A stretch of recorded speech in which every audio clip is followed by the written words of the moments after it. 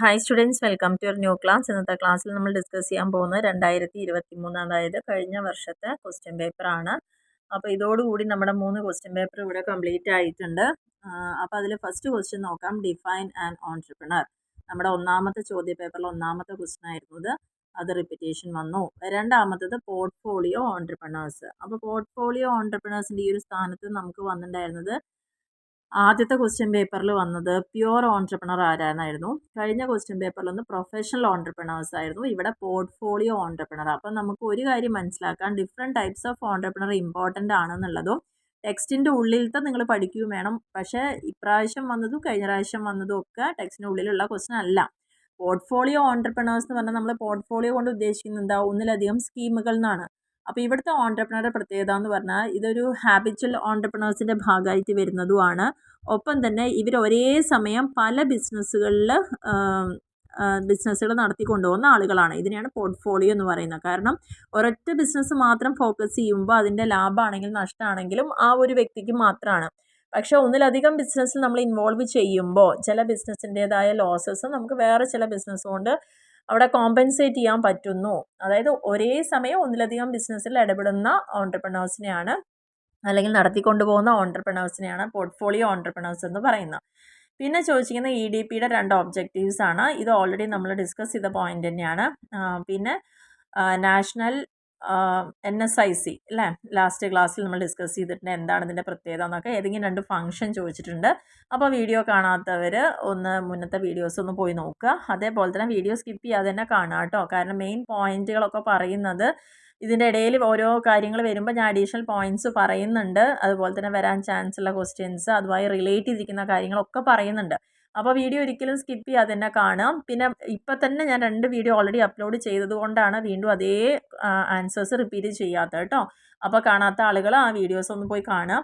What is the main objective of providing incentives? ഇതും already നമ്മൾ discuss ചെയ്തു. അപ്പോൾ ഇൻസെൻറ്റീവ്, സബ്സിഡി, ബൗണ്ടി, ഈ 3 കാര്യങ്ങളിൽ നല്ല രീതിയിൽ ക്വസ്റ്റ്യൻ വന്നിട്ടുണ്ടെന്ന് ക്ലിയർ ആണല്ലോ അല്ലേ നമുക്ക്. നെക്സ്റ്റ് ഇൻഡസ്ട്രിയൽ എസ്റ്റേറ്റ് എന്താണ്, റിപ്പീറ്റഡ് ക്വസ്റ്റ്യൻ.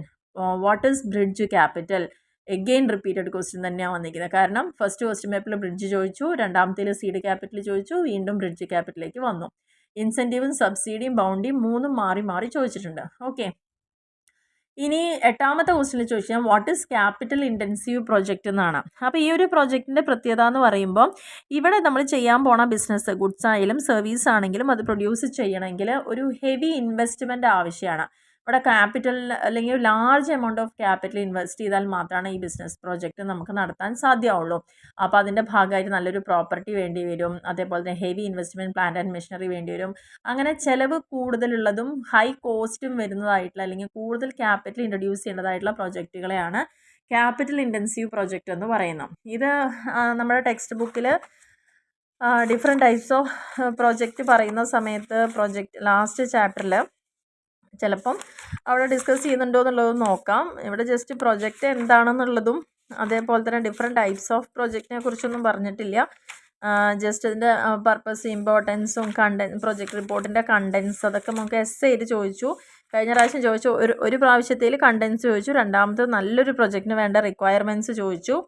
ഇനി റിപ്പോർട്ടിംഗ് മെത്തേഡും പിന്നെ ജനറൽ പ്രിൻസിപ്പിൾസും മാത്രമേ ഇതിൽ ചോദിക്കാനുള്ളൂ. അപ്പോൾ അതിൽ ക്യാപിറ്റൽ ഇൻറ്റൻസീവ് എന്ന് പറഞ്ഞൊരു സംഭവമൊന്നും ഈ പ്രൊജക്റ്റിൽ വരുന്നില്ല. അപ്പോൾ ഇത്ര മാത്രമേ അതിൻ്റെ ഉദ്ദേശമുള്ളൂ.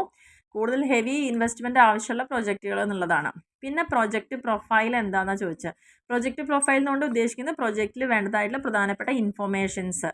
അപ്പോൾ അത് നമ്മൾ ഓൾറെഡി ഡിസ്കസ് ചെയ്താണല്ലോ, പ്രൊജക്റ്റിൻ്റെ കണ്ടൻറ്റ് അതാണ് അവിടെ ഉദ്ദേശിച്ചിരിക്കുന്നത്. വീണ്ടും repeated question what is feasibility study, അതൊക്കെ ഓൾറെഡി നമ്മൾ ഡിസ്കസ് ചെയ്ത് കഴിഞ്ഞു കഴിഞ്ഞ ക്വസ്റ്റ്യൻ പേപ്പറിൽ. What is meant by ancillary unit, ഇതും റിപ്പീറ്റഡ് ക്വസ്റ്റ്യൻ ആണ്. Write a short note on techno park, again repeated question. Techno പാർക്കിനെ കുറിച്ചും ഇൻഡസ്ട്രിയൽ എസ്റ്റേറ്റിനെ കുറിച്ചും. അപ്പോൾ അത് നന്നായിട്ട് തന്നെ നോക്കുക കേട്ടോ. ടെക്നോ പാർക്ക് എന്താണെന്നുള്ളതും അതേപോലെ തന്നെ ഇൻഡസ്ട്രിയൽ എസ്റ്റേറ്റ് എന്താണെന്നുള്ളതും ഈ 2 കാര്യങ്ങൾ നല്ല രീതിയിൽ ശ്രദ്ധിക്കുക. കാരണം പല വട്ടവും മാറി മാറിയിട്ട് ചോദിച്ചിട്ടുണ്ട്. പക്ഷേ ഇനി ചിലപ്പോൾ ചോദിച്ചോളണമെന്നില്ല. അപ്പോൾ 2 കാര്യങ്ങൾക്കും അവിടെ സാധ്യത ഉണ്ട്. പിന്നെ അടുത്തൊരു ക്വസ്റ്റ്യൻ എന്ന് പറയുന്നത് ഫിനാൻഷ്യൽ അനാലിസിസ് ആണ്. ഫിനാൻഷ്യൽ അനാലിസിസ് എന്ന് പറയുമ്പോൾ ഇവിടെ പ്രധാനമായിട്ട് വരുന്നത് ഫീസിബിലിറ്റി സ്റ്റഡിയുടെ ഭാഗമായിട്ടാണ്. ഫീസിബിലിറ്റി സ്റ്റഡി ഓൾറെഡി നമ്മൾ ഡിസ്കസ് ചെയ്ത് കഴിഞ്ഞു. അതിലൊരു ടൈപ്പ് ഫീസിബിലിറ്റി സ്റ്റഡിയാണ് ഫിനാൻഷ്യൽ അനാലിസിസ് എന്ന് പറയുന്നത്. ഇതെല്ലാം പറഞ്ഞു കഴിഞ്ഞാണ് ഫിനാൻഷ്യലി അനലൈസ് ചെയ്യണമെങ്കിൽ നമ്മൾ എന്തൊക്കെ മെത്തേഡാണ് ഉപയോഗിക്കാറുള്ളത്. Cash flow, fund flow, ratio, break even point. നമുക്ക് വന്നൊരു ക്വസ്റ്റ്യൻ ആയിരുന്നു ബ്രേക്ക് ഈവൻ പോയിന്റ്. അത് പറയുമ്പോഴാണ് ഞാൻ ഇത്രയും പോയിന്റുകൾ ഡിസ്കസ് ചെയ്തിട്ടുണ്ടായിരുന്നു. സെൻസിറ്റിവിറ്റി അനാലിസിസ്, റിസ്ക് അനാലിസിസ്, ഇതെല്ലാം ഫിനാൻഷ്യൽ അനാലിസിസിൻ്റെ ഭാഗമായിട്ട് വരുന്നതാണ്. അടുത്ത ഒരു ക്വസ്റ്റ്യൻ പുതിയതാണ്. പുതിയ ക്വസ്റ്റ്യൻ എന്ന് പറഞ്ഞു കഴിഞ്ഞാൽ നമ്മുടെ രണ്ടാമത്തെ ചാപ്റ്ററിൽ വരുന്ന ഒരു ക്വസ്റ്റ്യൻ തന്നെയാണ്. പക്ഷേ ഇതിൻ്റെ ഒരു പ്രത്യേകത എന്ന് പറയുന്നത് രണ്ടാമത്തെ ചാപ്റ്ററിലല്ല, മൂന്നാമത്തെ ചാപ്റ്ററിലായിരിക്കും വരുന്നുണ്ടാവുക. നമ്മുടെ യൂണിറ്റുകൾ, ആൻസിലറി യൂണിറ്റിൻ്റെ തൊട്ടടുത്ത് നിൽക്കുന്ന ഒരു ക്വസ്റ്റ്യൻ ആയിരുന്നു നേരത്തെ ചോദിച്ചിട്ടുണ്ടായിരുന്നത്. ആൻസിലറി യൂണിറ്റ് എന്താണെന്നുള്ളതൊക്കെ നമ്മൾ ഡിസ്കസ് ചെയ്തിട്ടുണ്ടായിരുന്നു. അപ്പോൾ അതിൽ മൂന്നാമത്തെ ചാപ്റ്ററാണ് കേട്ടോ. Sorry, micro, small and medium enterprises. ഞാനത് പറയുന്നതിൻ്റെ ഒപ്പം തന്നെ ജസ്റ്റ് ഒന്ന് നോക്കി പോകുന്നുണ്ട് ഒരുമിച്ചിട്ട് തന്നെ, അതുകൊണ്ടാണ് ഒരു ഇത്തിരി സമയം വൈകിയത്. അപ്പോൾ മൂന്നാമത്തെ ചാപ്റ്ററിൽ സ്റ്റാർട്ടിങ് ചോദിച്ചൊരു ക്വസ്റ്റൻ ആയിരുന്നു മൈക്രോ എൻ്റർപ്രൈസ് എന്താണെന്നുള്ളത്. അപ്പോൾ അവിടെ സ്മോൾ എൻ്റർപ്രൈസും മീഡിയം ഒക്കെ ഞാൻ പറഞ്ഞു തന്നിട്ടുണ്ട്. 2 പ്രാവശ്യം റിപ്പീറ്റ് ചെയ്തൊരു ക്വസ്റ്റൻ ആയിരുന്നു ആൻസിലറി യൂണിറ്റ് എന്താണെന്നുള്ളത്. അതിൻ്റെ തൊട്ട് താഴെ വരുന്ന ഒരു ക്വസ്റ്റൻ ആണ് എക്സ്പോർട്ട് ഓറിയൻറ്റഡ് യൂണിറ്റ്സ്. അപ്പോൾ എക്സ്പോർട്ട് ഓറിയൻറ്റഡ് യൂണിറ്റ്സ് ആണ് ഇപ്രാവശ്യം നമുക്ക് ചോദിച്ചിരിക്കുന്നത്. എക്സ്പോർട്ട് ഓറിയൻറ്റഡ് യൂണിറ്റ്സ് എന്ന് പറഞ്ഞു കഴിഞ്ഞാൽ അവ ഉൽപ്പാദിപ്പിക്കുന്ന എത്രയാണോ അവരുടെ പ്രൊഡക്റ്റോ സർവീസോ അതിൽ 30% അതിൻ്റെ ആനുവൽ പ്രൊഡക്ഷൻ അവർ തേർഡ് ഇയർ, അതായത് which export at least 30% of its annual production by the end of the third year of commencement of production. അവരെപ്പോഴാണോ പ്രൊഡക്ഷൻ സ്റ്റാർട്ട് ചെയ്തിരിക്കുന്നത് അത് മുതൽ 3 വർഷം ആയതും, അതേപോലെ തന്നെ അവരുടെ ഉൽപ്പാദനത്തിൻ്റെ 30% മൂന്നാം വർഷം അവർ എക്സ്പോർട്ട് ചെയ്തിട്ടുണ്ടാവണം. They may fall either under micro, small or medium enterprises. അപ്പോൾ export oriented unit micro unit ആവാം, സ്മോൾ ആവാം, മീഡിയം ആവാം. ആൻസിലറി യൂണിറ്റും ഇതൊക്കെ സബായിട്ട് വരുന്ന കുറച്ച് ഇമ്പോർട്ടൻറ്റ് പോയിന്റുകളാണ് കേട്ടോ. അപ്പോൾ അതിനോട് തൊട്ടടുത്ത പോയിന്റ് ഇപ്പോൾ വന്നില്ലേ. നെക്സ്റ്റ് ചോദിച്ചത് social cost benefit analysis. Again repeated question ആണ്. ഞാൻ ഡീറ്റെയിൽ ആയിട്ട് പറഞ്ഞു തന്നിട്ടുണ്ട് എന്താണ് സോഷ്യൽ കോസ്റ്റ് ബെനിഫിറ്റ് അനാലിസിസ് എന്ന് പറയുന്നത്. കാരണം നമ്മൾ ഒരു ബിസിനസ് സ്റ്റാർട്ട് ചെയ്യുമ്പോൾ അതിൽ മെയിനായിട്ട് സൊസൈറ്റിക്ക് എന്ത് കിട്ടുന്നു, അല്ലെങ്കിൽ അതിൻ്റെ ബെനിഫിറ്റ് കിട്ടുന്നു, അല്ലെങ്കിൽ എങ്ങനെയാണത് നാഷണൽ ലെവൽ എക്കണോമിക് ബെനിഫിറ്റ് ഉണ്ടാവുന്നത് എന്നുള്ള കാര്യങ്ങളെക്കുറിച്ചൊക്കെയാണ് അവിടെ പറഞ്ഞിരിക്കുന്നത്. അപ്പോൾ ഇത്രയാണ് ഇതിൻ്റെ ഒരു ഫസ്റ്റ് സെക്ഷനിൽ വന്നിരിക്കുന്നത്. ഇനി നമുക്കിതിൻ്റെ രണ്ടാമത്തെ സെക്ഷനിലേക്കൊന്ന് പോവാം. രണ്ടാമത്തെ സെക്ഷൻ എന്ന് പറയുന്നത് briefly explain the barriers to entrepreneurship. ഒന്നാമത്തെ ചാപ്റ്റർ അല്ലേ. ഒന്നാമത്തെ ചാപ്റ്ററിൽ നമുക്ക് മെയിനായിട്ട് ഓൺട്രപ്രണറും ഡിഫറെൻറ്റ് ടൈപ്സും ഓൺട്രപ്രണറുടെ ക്വാളിറ്റി, അതേപോലെ തന്നെ അവരുടെ ഫങ്ഷൻസ്, പിന്നെ എന്താണ് എക്കണോമിക് ഡെവലപ്മെൻറ്റിൽ ഒരു റോള് വരുന്നത് എന്നുള്ള കാര്യം, പിന്നെ അവരുടെ വളർച്ചേനെ അഫക്റ്റ് ചെയ്യുന്ന ഫാക്ടേഴ്സ്. 5 പോയിന്റ് കഴിഞ്ഞ ക്വസ്റ്റ്യൻ പേപ്പറിലെ essay ക്വസ്റ്റ്യൻ ആയിരുന്നു. പിന്നെ ഡിഫറൻസ് ചോദിച്ചു ഓൺട്രപ്രണറും ഇൻട്രാപ്രീനറും തമ്മിൽ. ഇൻട്രാപ്രീനർ ആരാ ചോദിച്ചിട്ടുണ്ട്. ഈ ഇത്രയും ഞാൻ മറിച്ച് നോക്കുമ്പോൾ വിട്ടുപോയൊരു കാര്യം എന്ന് പറയുന്നത് ഓൺട്രപ്രണറും മാനേജറും തമ്മിൽ ഡിഫറൻസ് വന്നിട്ടില്ല. വുമൺ ഓൺട്രപ്രണേഴ്സ് ആരാണെന്ന് 2 മാർക്കിൻ്റെ ക്വസ്റ്റ്യൻ വന്നിട്ടില്ല.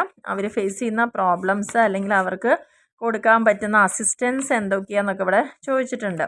അപ്പോൾ അതിൻ്റെ ബാരിയേഴ്സ് എന്തൊക്കെയാണ്, തടസ്സങ്ങൾ എന്തൊക്കെയാണെന്ന് ചോദിച്ചു കഴിഞ്ഞാൽ കൃത്യമായിട്ട് നമുക്കത് മാത്രമായിട്ടൊന്നും പറഞ്ഞിട്ടില്ല. പക്ഷേ നമുക്കറിയാൻ പറ്റുന്ന ഒരുപാട് കാര്യങ്ങളോട് ഉൾക്കൊള്ളിക്കാൻ പറ്റും. ഒരു ഓൺട്രപ്രണർഷിപ്പിനുള്ള മെയിനായിട്ട് എന്താ വെച്ച് കഴിഞ്ഞാൽ ഫണ്ടില്ലായ്മ, അല്ലെങ്കിൽ നമുക്ക് കൃത്യമായിട്ട് മാർക്കറ്റിനെ കുറിച്ച് അറിയില്ല, അല്ലെങ്കിൽ ഇൻഫർമേഷൻ കിട്ടുന്നില്ല, അല്ലെങ്കിൽ മെറ്റീരിയൽസിന് ഹൈ കോസ്റ്റ് ആണ്, അല്ലെങ്കിൽ ലേബർ ഫോഴ്സ് കിട്ടുന്നില്ല, അല്ലെങ്കിൽ ഗവൺമെൻറ്റിൻ്റെ ഭാഗത്ത് നിന്ന് അസിസ്റ്റൻസ് ഇല്ല, നമുക്ക് വേണ്ട ട്രെയിനിങ് കിട്ടുന്നില്ല. അങ്ങനെ ഒരുപാട് കാര്യങ്ങൾ നമുക്ക് ബാരിയേഴ്സ് ആയിട്ട് അതിൽ പറയാൻ പറ്റും. അപ്പോൾ കൃത്യമായിട്ട് ഒരു ക്വസ്റ്റ്യൻ നമ്മുടെ ഇതിൽ വന്നിട്ടില്ലെങ്കിൽ പോലും നമുക്കത് എഴുതാൻ പറ്റും എന്നുള്ളതാണ് ഇതിൻ്റെ പ്രത്യേകത. What are the consideration influencing the plant capacity.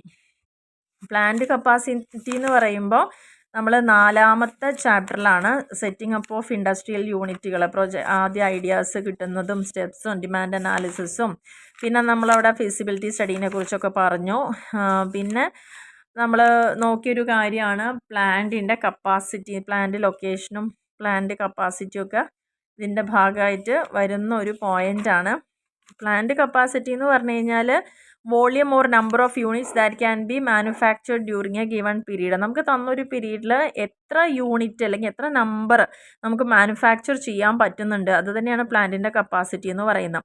അപ്പോൾ ഇതിനെ പറഞ്ഞ വേറൊരു പേരാണ് പ്രൊഡക്ഷൻ കപ്പാസിറ്റി എന്നുള്ളത്. അപ്പോൾ ചിലപ്പോൾ നിങ്ങൾക്ക് ഇനി ഇങ്ങനെ മാറി ചോദിക്കാം, വാട്ട് ഈസ് പ്രൊഡക്ഷൻ കപ്പാസിറ്റി? രണ്ടാണെങ്കിലും ഒരു ഗിവൺ പീരീഡിൽ നമുക്ക് എത്ര യൂണിറ്റ് പ്രൊഡ്യൂസ് ചെയ്യാൻ പറ്റി, അല്ലെങ്കിൽ നമ്മുടെ പ്ലാന്റിന് എത്ര കപ്പാസിറ്റി ഉണ്ടെന്ന് കാണിക്കുന്നത് തന്നെയാണ്. അപ്പോൾ ഇത് ഡിസൈഡ് ചെയ്യുമ്പോൾ നമ്മൾ ശ്രദ്ധിക്കേണ്ട കാര്യങ്ങൾ എന്താണെന്നാണ് ഇവിടെ ചോദിച്ചിരിക്കുന്നത്. ഒന്ന്, ടെക്നോളജിക്കലായിട്ടുള്ള റിക്വയർമെൻറ്റ്. നമ്മുടെ ബിസിനസ്സിന് എത്ര അഡ്വാൻസ് ടെക്നോളജി വേണം എന്നുള്ളത്, ഇൻപുട്ട് നമുക്കെല്ലാം കറക്റ്റായിട്ട് കിട്ടുന്നുണ്ടോ, അതിനുള്ള ഇൻവെസ്റ്റ്മെൻറ്റ് കോസ്റ്റ് നമുക്ക് ഓവർ ബർഡൻ ആവുന്നില്ലല്ലോ, മാർക്കറ്റ് കണ്ടീഷൻ എല്ലാം അനുകൂലമല്ലേ, നമ്മുടെ ഫേമിൻ്റെ റിസോഴ്സുകൾ, ഗവൺമെൻറ്റിൻ്റെ പോളിസികൾ, ഇതെല്ലാം നോക്കിയിട്ട് വേണം നമുക്ക് ഫേമിൻ്റെ പ്ലാന്റ് കപ്പാസിറ്റി ഫിക്സ് ചെയ്യാമെന്നുള്ളതാണ് പറയുന്നത്. ഇനി നെക്സ്റ്റ് ചോദിച്ചിരിക്കുന്നത് എഗെയിൻ റിപ്പീറ്റഡ് ക്വസ്റ്റ്യൻ ആണ്, what is the need for incentive to entrepreneurs? ഓൺട്രപ്രണേഴ്സിന് ഇൻസെൻറ്റീവ്സ് കൊടുക്കേണ്ടതിൻ്റെ ആവശ്യകത എന്താണ്? ഫസ്റ്റ് ക്വസ്റ്റ്യൻ പേപ്പറിൽ ഇതേ ക്വസ്റ്റ്യൻ ആണ് റിപ്പീറ്റ് ചെയ്തിരിക്കുന്നത്. അതവിടെ ഞാൻ എക്സ്പ്ലെയിൻ ചെയ്തിട്ടുണ്ട്. What are the characteristics of an entrepreneur? അത് നമ്മുടെ ഫസ്റ്റ് ക്വസ്റ്റ്യൻ പേപ്പറിൽ ഇതേപോലെ ചോദിച്ചൊരു ക്വസ്റ്റ്യൻ ആണ്. എന്താണ് ഒരു നല്ല ഓൺട്രപ്രണറുടെ ക്യാരക്ടറിസ്റ്റിക്സ് എന്ന്? അതെല്ലാം നമ്മളിവിടെ ഡിസ്കസ് ചെയ്തിട്ടുണ്ട്. ക്യാരക്ടറിസ്റ്റിക്സ് എന്ന് പറയുമ്പോൾ അവിടെ ട്രേഡ്സും ക്യാരക്ടറിസ്റ്റിക്സ് ആയിട്ട് തന്നെ പറയുന്നുണ്ട്. ഒരു 15 പോയിന്റ് നമ്മളവിടെ ഡിസ്കസ് ചെയ്തിട്ടുണ്ട്. ഇതേ ക്വസ്റ്റ്യൻ തന്നെ ചോദിച്ചിരിക്കുന്നത്. അപ്പം മാറിപ്പോണ്ട, ക്വാളിറ്റീസും ട്രേഡ്സും ഒക്കെ സാധ്യതയുള്ളൊരു ക്വസ്റ്റ്യൻ തന്നെയാണ് കേട്ടോ അതൊന്ന്. പിന്നെ നെക്സ്റ്റ് ചോദിച്ചിരിക്കുന്ന പ്രൊജക്റ്റ് ഫിനാൻസിൻ്റെ സോഴ്സുകൾ ഏതെല്ലാം തന്നെയാണ്. പ്രൊജക്റ്റ് ഫിനാൻസ് ചെയ്യണമെങ്കിൽ പ്രൊജക്റ്റിന് എവിടുന്നൊക്കെ സോഴ്സുകൾ കിട്ടുക? ഒന്ന് ഓൺ ഫണ്ട് എടുക്കാം, ബാങ്ക് ലോൺ എടുക്കാം, ഫ്രണ്ട്സ് ആൻഡ് റിലേറ്റീവ്സ് എടുക്കാം, പിന്നെ അതേപോലെ തന്നെ നമുക്ക് വല്ല കൊളാബറേഷൻസ് വഴി ചെയ്യാം. അപ്പോൾ പ്രൊജക്റ്റ് നടപ്പിൽ വരുത്താൻ നമുക്കുള്ള സോഴ്സുകളെ കുറിച്ചൊക്കെയാണ് അവിടെ പറഞ്ഞിരിക്കുന്നത്. പിന്നെ what are the Rolls of Naye? അതായത് വുമൺ ഓൺട്രപ്രണേഴ്സിന് സംരംഭം തുടങ്ങാനുള്ള ബുദ്ധിമുട്ടുകളൊക്കെ വന്ന സമയത്ത് രണ്ട് ഗവൺമെൻറ്റും ഏറ്റെടുത്ത കുറേ കാര്യങ്ങളുണ്ട് അല്ലേ, സെൻട്രൽ ആൻഡ് സ്റ്റേറ്റ് ഗവൺമെൻറ്. എങ്ങനെയൊക്കെയാണ് അവരെ മുന്നോട്ട് കൊണ്ടുവരാൻ പറ്റുന്നത്? അപ്പോൾ അതിൻ്റെ ഭാഗമായിട്ട് വന്നാണ് national alliance of young entrepreneurs. ഇതിൽ പ്രത്യേകിച്ച് ഓൺട്രപ്രണർഷിപ്പ് എമംഗ് വുമൺ അതിനെ ഡെവലപ്പ് ചെയ്യാനാണ്. വുമൺ ബിങ് സ്റ്റാർട്ട് ചെയ്ത് 1975 ഒരു കോൺഫറൻസിലാണ്, 1975 നവംബറിലാണ് വുമൺ ഓൺട്രപ്രണേഴ്സിൻ്റെ ഒരു കോൺഫറൻസിലാണ് ഇത് കൺവീൻ ചെയ്തത്.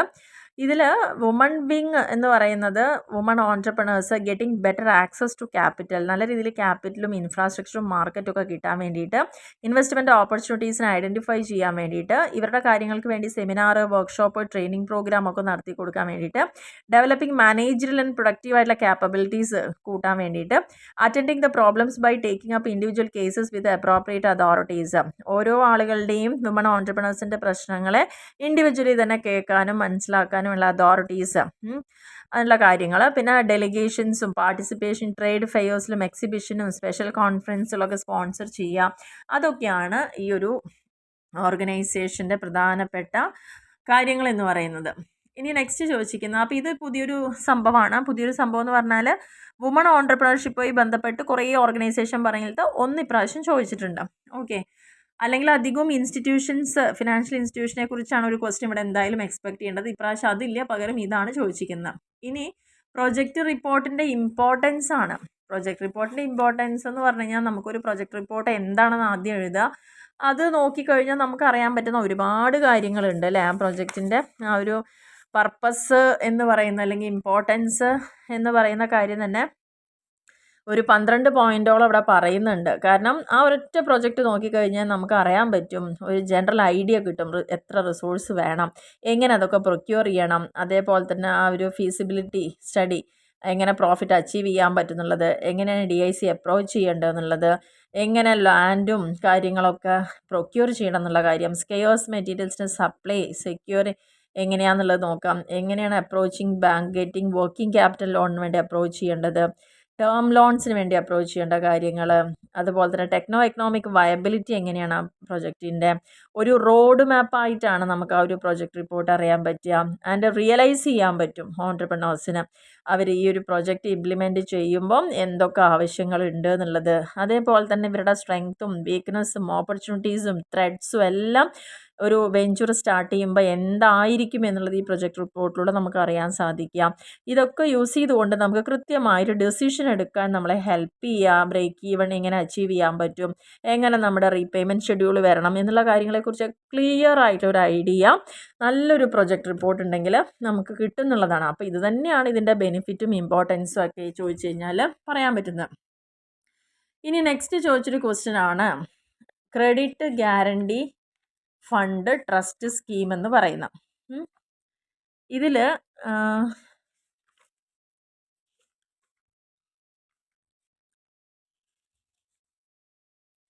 ഈ ഒരു trust സ്കീമിന് credit guarantee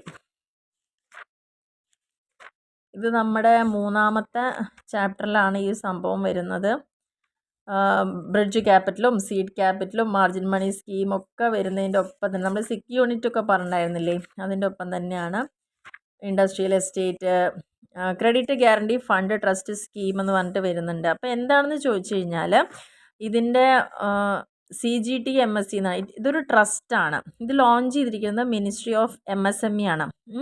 government of India and small industries, അതായത് സിഡ്ബിയും മിനിസ്ട്രി ഓഫ് MSMEയും കൂടിയിട്ട് ലോഞ്ച് ചെയ്തിരിക്കുന്ന ഒരു ട്രസ്റ്റാണ് CGTMSE എന്ന് പറയുന്നത്. ഈ സ്കീം 30th August 2000 ഇത് ലോഞ്ച് ചെയ്തത്. മെയിൻ ഒബ്ജക്റ്റീവ് എന്ന് പറയുന്നത് to give credit guarantee to financial institution that provide loans to SME and MSME. ഏതൊക്കെ ഇൻസ്റ്റിറ്റ്യൂഷൻസ് ആണോ SME ആയിട്ടും MSME ആയിട്ടും ലോണുകൾ കൊടുത്തിരിക്കുന്നത് അവർക്ക് അത് ലോൺ കൊടുക്കുക എന്ന് പറഞ്ഞാൽ തിരിച്ചിങ്ങോട്ട് കിട്ടേണ്ട ഒരു കാര്യമാണ് അല്ലേ, ലോൺ റീപേയ്മെൻറ്റ് കിട്ടേണ്ടതാണ്. പക്ഷെ അങ്ങനെ കിട്ടാതെ പല ബാങ്കുകളും ഉണ്ടാവും. അപ്പോൾ അവർ അങ്ങനെ ക്രെഡിറ്റ് കൊടുത്താലും അവർക്കൊരു നഷ്ടം വരാത്ത രീതിയിലുള്ള ഗ്യാരണ്ടി പ്രൊവൈഡ് ചെയ്യാനുള്ള ഒരു ട്രസ്റ്റാണ് CGTMSE എന്ന് പറയുന്നത്.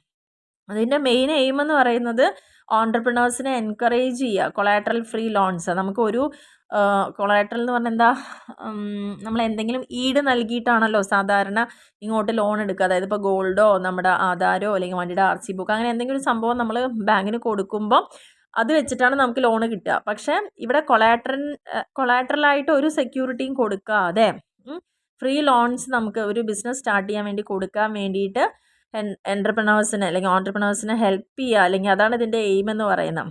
അത് കിട്ടാക്കടായി മാറുമോ, ഡിഫോൾട്ടിങ് ഉണ്ടാവുമോ, തിരിച്ചടയ്ക്കാതെ പോകുമോ, അങ്ങനെ ഒരു പേടിയില്ലാതെ തന്നെ കൊളാട്രൽ ഫ്രീ ലോൺസ് കൊടുക്കുക. ഈ ഒരു ട്രസ്റ്റ് ഫണ്ട് എപ്പോഴും റീഎംബേഴ്സ് ചെയ്തുകൊണ്ടിരിക്കും ഒരു സർട്ടൻ ലിമിറ്റ് വരെ. ഇപ്പോൾ ഫിനാൻഷ്യൽ ഇൻസ്റ്റിറ്റ്യൂഷനിൽ നിന്ന് ലോൺ നമ്മൾ എടുത്തു എന്ന് വിചാരിക്കുക. എടുത്തു കഴിഞ്ഞാൽ ചിലപ്പോൾ നമുക്ക് തിരിച്ചടയ്ക്കാൻ പറ്റാതെ വന്നാൽ ആ ഇൻസ്റ്റിറ്റ്യൂഷനെ സംബന്ധിച്ചോളം അത് നഷ്ടമാണ് ആ കൊടുത്തത്. അപ്പോൾ അങ്ങനെയുള്ള ഇൻസ്റ്റിറ്റ്യൂഷൻസിന് ഒരു പരിധി വരേക്ക് അവരുടെ നഷ്ടം നികത്തി കൊടുക്കൽ തന്നെയാണ്, അല്ലെങ്കിൽ ആ പോയ പൈസ എത്രയാണെന്ന് കണക്കാക്കിയിട്ട് ഇൻസ്റ്റിറ്റ്യൂഷനിലേക്ക് കൊടുക്കുന്ന ആ ഒരു സിസ്റ്റമാണ് ഈ CGTMSE എന്ന് പറയുന്നത്. ഓക്കെ, അപ്പോൾ ഇതൊക്കെയാണ് ഇതിൻ്റെ ഒരു പ്രത്യേകത എന്ന് പറയുന്നത്. ഇനി സെക്ഷൻ സിയിലേക്ക് പോയി കഴിഞ്ഞാൽ discuss the various institutions established by the government to give assistance to the entrepreneurs. അപ്പോൾ ഇവിടെ നിങ്ങൾ എഴുതുമ്പോൾ ഓൺടർപ്രണേഴ്സിന് ഗവൺമെൻറ് സപ്പോർട്ട് കൊടുക്കുന്ന ഏതൊക്കെ ഇൻസ്റ്റിറ്റ്യൂഷൻ ഉണ്ടെന്നാണ് ചോദിച്ചത്. അപ്പോൾ രണ്ടാമത്തെ നമ്മുടെ ചാപ്റ്ററിൽ വരുന്ന എല്ലാ കാര്യങ്ങളും ഒന്ന് ഉൾപ്പെടുത്തിയിട്ട് പറയണം കേട്ടോ, എഴുതേണ്ടി വരും. DIC ഒന്ന് ജസ്റ്റ് എന്താണെന്ന് മെൻഷൻ ചെയ്യാം. പിന്നെ അതേപോലെ തന്നെ സിഡ്കോ ഒക്കെ അതിൻ്റെ ഫങ്ഷൻസൊക്കെ ചെറുതായിട്ടൊന്ന് കൊടുക്കുക. പിന്നെ NSIC, SIDB, KVIC, SISI, Kidco, സ്റ്റഡ് പ്രൊജക്റ്റുകൾ, ഇതൊക്കെ ഗവൺമെൻറ് പ്രൊജക്റ്റുകളാണ്. NEDB, ഇതൊക്കെ നമ്മൾക്ക് NEDB ചോദിച്ചൊരു ക്വസ്റ്റ്യൻ ആണ്. ടെക്നോ പാർക്ക്, നീസ് ബഡ്.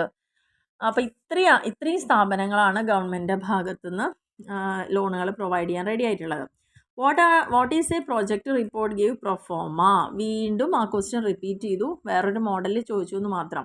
എന്താണ് പ്രൊജക്റ്റ് റിപ്പോർട്ട് എന്ന് എഴുതുക. ഒപ്പം തന്നെ എൻ്റെ പ്രൊഫോമ എന്ന് പറയുമ്പം എങ്ങനെയാണ് ആ കണ്ടൻറ്റ് അറേഞ്ച് ചെയ്തിരിക്കുന്നത് എന്നുള്ളത് മാത്രമേ ഉള്ളൂ. അതിനകത്ത് നിങ്ങൾ വരച്ചെഴുതണമെന്നൊന്നുമില്ല. ആ 15 പോയിന്റുകൾ അവിടെ കൊടുക്കുക. പിന്നെ 26ാമത്തെ ക്വസ്റ്റ്യനിൽ explain the procedure for setting up of an industrial unit. ഇവിടെ 4ാമത്തെ ചാപ്റ്ററിൽ നിന്നാണ് ഈ ഒരു ക്വസ്റ്റ്യൻ വന്നിരിക്കുന്നത്. കറക്റ്റ് ആ heading setting up of industrial unit ആണ്. അപ്പോൾ അതിൻ്റെ ആ പ്രൊസീജിയറാണ് നമ്മളൊന്ന് എഴുതേണ്ടത്. എങ്ങനെയാണ് ഒരു ഇൻഡസ്ട്രിയൽ യൂണിറ്റ് സെറ്റപ്പ് ചെയ്യേണ്ടത് എന്നതിനെക്കുറിച്ചൊക്കെയാണ്. അപ്പോൾ സെറ്റപ്പ് ചെയ്യണമെങ്കിൽ ആദ്യം ഒരു ഐഡിയ ഉണ്ടാക്കുക. ഐഡിയനൊക്കെ അതിൻ്റെ സോഴ്സ് നോക്കുക, സ്ക്രീൻ ചെയ്യുക എന്നൊരു ഐഡിയനെ പിന്നെ നമ്മളൊരു മാർക്കറ്റ് ആൻഡ് ഡിമാൻഡ് അനാലിസിസ് ഒക്കെ ഒന്ന് കണ്ടക്ട് ചെയ്യാം. പിന്നെയാണ് അതിൻ്റെ ഭാഗമായിട്ട് ക്വാണ്ടിറ്റേറ്റീവ് ടെക്നിക്കും ക്വാളിറ്റേറ്റീവ് ടെക്നിക്സൊക്കെ ഒന്ന് നോക്കുക. ഫീസിബിലിറ്റി സ്റ്റഡി ഒന്ന് കണ്ടക്ട് ചെയ്യുക. അതിൽ ഒരു 4-5 ടൈപ്പ് ഫീസിബിലിറ്റി ഒക്കെ ഉണ്ടല്ലോ, അതൊക്കെ ഒന്ന്, ഈ ഫീസിബിലിറ്റി എന്ന് വന്നൊരു ക്വസ്റ്റ്യൻ ആണ് കേട്ടോ, എക്കണോമിക് ഫീസിബിലിറ്റി എന്താണെന്ന്. അപ്പോൾ അതിൽ ഷെഡ്യൂളിങ്ങും ഓപ്പറേഷൻ സോഷ്യലൊക്കെ ഉണ്ട്. അപ്പോൾ അതൊക്കെ എന്താണെന്ന് നോട്ട് ചെയ്ത് വെച്ചോളുക. പിന്നെ ടെക്നിക്കൽ ഫീസിബിലിറ്റിയുടെ കുറച്ച് പോയിന്റുകളൊക്കെ ഇവിടെ പറഞ്ഞിട്ടുണ്ട്. പിന്നെ ഫിനാൻഷ്യൽ ഫീസിബിലിറ്റി ഒന്ന് നോക്കുക. ടെക്നിക്സ് പ്രധാനമായിട്ട് ഫിനാൻഷ്യൽ അനാലിസിസിൽ ഏതൊക്കെയാണെന്ന് നമ്മളൊരു ക്വസ്റ്റ്യൻ ചോദിച്ചിട്ടുണ്ട്. അപ്പോഴാണ് ഞാൻ fund flow, cash flow ratio, break even ഒക്കെ ചോദിച്ചത്. കൂടാതെ ബ്രേക്ക് ഈവൺ സെപ്പറേറ്റ് 2 മാർക്കിനും ചോദിച്ചിട്ടുണ്ട്. സെൻസിറ്റിവിറ്റി വരാനുള്ള ചാൻസ് വരുന്നുണ്ട്. പിന്നെ നമുക്ക് വരുന്നതാണ് സോഷ്യൽ കോസ്റ്റ് ബെനിഫിറ്റ് അനാലിസിസ്. ഇതൊക്കെ 2 മാർക്കിനും 5 മാർക്കിനൊക്കെ ഒന്ന് ചോദിച്ചൊരു ക്വസ്റ്റ്യൻ ആണ്. SCBA പിന്നെ കുറച്ച് ക്ലിയറൻസുകളൊക്കെ കിട്ടുക എന്നുള്ളത് തന്നെയുള്ളൂ. അപ്പോൾ ഇത്രയൊക്കെയാണ് ഇതിൽ. ഈ ഒരു ചാപ്റ്ററിൽ നിങ്ങളുടെ കയ്യിൽ ടെക്സ്റ്റ് ബുക്ക് ഏതാണെന്ന് അറിയില്ല. ഈ ഒരു ചാപ്റ്ററിൻ്റെ ലാസ്റ്റ് ടോപ്പിക്കായിട്ട് പറയുന്നുണ്ട് സെറ്റിംഗ് അപ്പ് ഓഫ് MSME എന്ന് പറഞ്ഞിട്ട്. അതിൽ ഫസ്റ്റ് പോയിന്റ് പറഞ്ഞത് ഇതാണ്. നിങ്ങൾക്ക് essay ക്വസ്റ്റ്യൻ ആയിട്ട് ചോദിച്ചിരിക്കുന്നത്. ആദ്യം പ്രൊഡക്റ്റ് സെലക്ട് ചെയ്യുക, പിന്നെ ഓണർഷിപ്പ് ഏത് ടൈപ്പ് വേണം നോക്കുക, ലൊക്കേഷനും സൈറ്റും എവിടെയാണ് വേണ്ടത് നോക്കുക, ക്യാപിറ്റൽ സ്ട്രക്ചർ എങ്ങനെയാണെന്ന് ഡിസൈൻ ചെയ്യുക, acquiring manufacturing know how or technology, പിന്നെ NOC ഒക്കെ കുറേ ഡിപ്പാർട്ട്മെൻറ്റിൽ നിന്ന് വാങ്ങാനുണ്ട്, അതെല്ലാം വാങ്ങുക, സ്റ്റാറ്റ്യൂട്ടറി ലൈസൻസ് ഒബ്റ്റെയിൻ ചെയ്യുക, സിഡ്കോ ആയിട്ട് രജിസ്റ്റർ ചെയ്യുക, അലോട്ട്മെൻറ്റും ട്രാൻസ്ഫറും സബ്ലീസൊക്കെ ഉണ്ടെങ്കിൽ അതിൻ്റെ അപ്ലിക്കേഷൻസ് വിളിക്കുക, ഗ്രാൻഡ് വല്ലതും നമുക്ക് കിട്ടാനുണ്ടെങ്കിൽ അത് നമ്മൾ അപ്ലൈ ചെയ്യുക, പിന്നെ കൺസെൻറ്റ് കിട്ടാണ്ട് പല സ്ഥാപനങ്ങളിൽ നിന്നുള്ളതൊക്കെ പൊല്യൂഷൻ കൺട്രോളും അങ്ങനെയൊക്കെയുള്ള അതെല്ലാം കൺസെൻറ്റ് വാങ്ങുക. പിന്നെ പല ഡിപ്പാർട്ട്മെൻറ്റിൽ നിന്ന് NOC വാങ്ങാണ്ട് ഫാക്ടറി ലൈസൻസിൻ്റെ വേണം, രജിസ്ട്രേഷൻ അവിടുത്തെ EPF ഒക്കെ കൊടുക്കുന്നുണ്ടെങ്കിൽ അതിൻ്റെ, പിന്നെ ഇമ്പോർട്ട് എക്സ്പോർട്ട് കോഡുകൾ അവൈൽ ചെയ്യുക, പ്രോജക്റ്റ് റിപ്പോർട്ട് പ്രിപ്പയർ ചെയ്യുക, MSME ആയിട്ട് രജിസ്റ്റർ ചെയ്യുക, പവർ കണക്ഷൻ അപ്ലൈ ചെയ്യുക, ഫിനാൻസ് അറേഞ്ച് ചെയ്യുക, ആൻഡ് GST ആക്ട് പ്രകാരം രജിസ്ട്രേഷൻ നടത്തുക. ഇത്രയും കാര്യങ്ങൾ 21 പോയിൻ്റാണ് ഒരു MSME സെറ്റപ്പ് ചെയ്യുമ്പോൾ നമ്മൾ ശ്രദ്ധിക്കേണ്ട കാര്യങ്ങൾ എന്ന് പറയുന്നത്. ഇനി ലാസ്റ്റ് ക്വസ്റ്റ്യൻ റിപ്പീറ്റഡ് ക്വസ്റ്റ്യൻ ആണ്. What do you mean by sick industries? നമ്മൾ ഓൾറെഡി ഡിസ്കസ് ചെയ്ത പോയിന്റ് ആണ് എന്താണ് സിക്ക് ഇൻഡസ്ട്രി എന്നുള്ളതും. കഴിഞ്ഞ ക്വസ്റ്റ്യനിൽ നമ്മളതിൻ്റെ റെമഡീസ് ആയിരുന്നു, അതായത് എങ്ങനെ അതൊക്കെ ഓവർകം ചെയ്യുക എന്നുള്ളതായിരുന്നു. ഇവിടെ കോസസ് ആണ് ചോദിച്ചിരിക്കുന്നത്. അതായത് ഒരു ഇൻഡസ്ട്രി സിക്ക് ആവാനുള്ള കാരണങ്ങൾ എന്താ, അത് നമ്മൾ കഴിഞ്ഞ വീഡിയോയിൽ എക്സ്പ്ലെയിൻ ചെയ്തിട്ടുണ്ട്. കാരണം ഇൻറ്റേർണൽ കോസും ഉണ്ട്, എക്സ്റ്റേണൽ ആയിട്ടുള്ള കോസും ഉണ്ട് ഒരു സിക്ക് ഇൻഡസ്ട്രി ഉണ്ടാവാൻ വേണ്ടിയിട്ട്. ഓക്കെ, അപ്പോൾ അതിൽ 3-ാമത്തെ ചാപ്റ്ററിലാണ് ഇത് വരുന്നത്. 3-ാമത്തെ ചാപ്റ്ററിൽ കൃത്യമായിട്ട് പറയുന്നുണ്ട് എന്താണ് സിക്ക് യൂണിറ്റ് എന്നുള്ളതും അതിൻ്റെ കോസസും. അത് ഞാൻ ഓൾറെഡി ഡിസ്കസ് ചെയ്തിട്ടുണ്ട് ആ പോയിന്റിൽ. ഇൻറ്റേർണലും എക്സ്റ്റേണലും ആയിട്ടുള്ള കോസുകൾ ഏതാണെന്നുള്ളതാണ് ചോദിച്ചിരിക്കുന്നത്. പിന്നെ മുന്നത്തെ ക്വസ്റ്റ്യൻ പേപ്പറിൽ ചോദിച്ചാൽ അതിൻ്റെ റെമഡിയൽ മെഷേഴ്സ് ആയിരുന്നു കേട്ടോ. essay ക്വസ്റ്റ്യൻ ചോദിച്ച് പ്രാവശ്യം അതിൻ്റെ കോസസ് ആണ് ചോദിച്ചിരിക്കുന്നത്. അപ്പോൾ ഇത്രയാണ് നമ്മുടെ 3 ക്വസ്റ്റ്യൻ പേപ്പർ. അപ്പോൾ ഇതൊന്നും നിങ്ങൾക്ക് ഏകദേശം ഒരു ഐഡിയ കിട്ടിയിട്ടുണ്ടാവും. ഇപ്പോൾ അതിൽ 3 ക്വസ്റ്റ്യൻ പേപ്പർ നോക്കുമ്പോഴും ഒരുപാട് റിപ്പീറ്റേഷൻസും അതിനോട് അടുത്ത് നിൽക്കുന്ന പോയിന്റും ചോദിച്ചിട്ടുണ്ട് കേട്ടോ. അപ്പോൾ ഒന്നില്ലെങ്കിൽ ഇതുപോലെയൊക്കെ ഒന്ന് കണ്ടിന്യൂ ചെയ്യാനുള്ള സാധ്യത ഉണ്ട്, അല്ലെങ്കിൽ ചിലപ്പോൾ എൻറ്റയർലി ഡിഫറെൻ്റ് ആയിട്ട് ചോദിക്കാനും ധാരാളം മതി. അതിലിപ്പോൾ എന്ത് സംഭവിക്കുന്നു ചോദിച്ചാൽ നമുക്കറിയില്ല, എങ്കിലും ഓരോ ചാപ്റ്ററിൽ നിന്ന് വരാൻ സാധ്യതയുള്ള ക്വസ്റ്റ്യൻസ് നമ്മളിപ്പോൾ ഒരു 3 വർഷത്തെ ക്വസ്റ്റ്യൻ പേപ്പർ കണ്ടതിൻ്റെ ഒരു സ്വഭാവം മനസ്സിലാക്കിയിട്ട് നമുക്കത് പ്രിപ്പയർ ചെയ്യാം. എന്തായാലും ഞാൻ ഒരു വീഡിയോ ഇമ്പോർട്ടൻറ്റ് ക്വസ്റ്റ്യൻസിൻ്റെ കൂടി ഇതിനോടൊപ്പം ചെയ്യാം, നാളെ ആകുമ്പോഴേക്കും തന്നെ ഇട്ട് തരാം. അപ്പോൾ എല്ലാവരും മാക്സിമം ഈ ക്വസ്റ്റ്യൻസൊക്കെ പഠിക്കുക, നന്നായിട്ട് എക്സാമിന് പ്രിപ്പയർ ആവുക. എന്നും പറയാറുള്ള പോലെ തന്നെ ചാനൽ ഒരുപാട് പേര് സബ്സ്ക്രൈബ് ചെയ്യാതെ കാണുന്നുണ്ട്. അപ്പോൾ ഒന്ന് ലൈക്ക് ചെയ്യുക, കമൻറ്റ് ചെയ്യുക, ഷെയർ ചെയ്യുക, അതേപോലെ തന്നെ സബ്സ്ക്രൈബ് ചെയ്യുക. Okay, thank you.